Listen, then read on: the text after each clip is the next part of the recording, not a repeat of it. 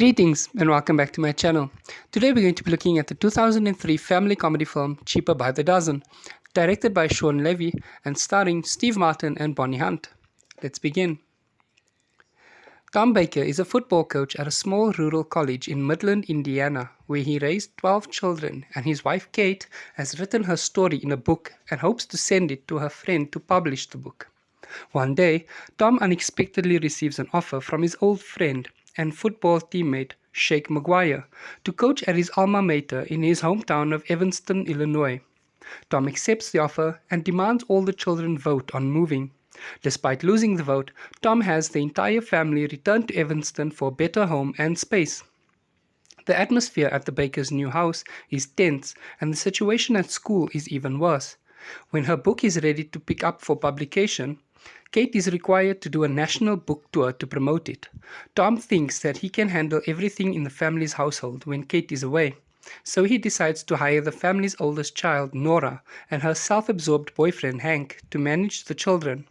When Nora and Hank arrive, the children plan to make Hank the target of their prank by soaking his underwear in meat and assisting the baker's pet dog, Gunner, to attack him by biting his buttocks, prompting him to refuse to assist in babysitting.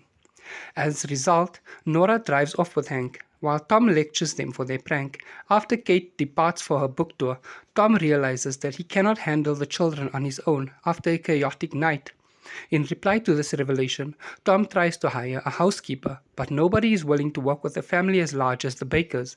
So Tom decides to bring the football players from work into the family's house for game practicing in the living room to prepare for the Saturday night football game as the children perform chores and their household games. However, the children start causing trouble at school, and Charlie, the Baker's oldest son, is removed from the football team. Kate overhears from the children about the chaos and cancels the book tour to take charge of the situation.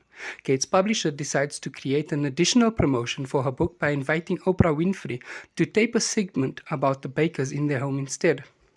Despite much coaching from Kate, the Bakers are not able to demonstrate the loving, strongly bonded family that Kate described in her book.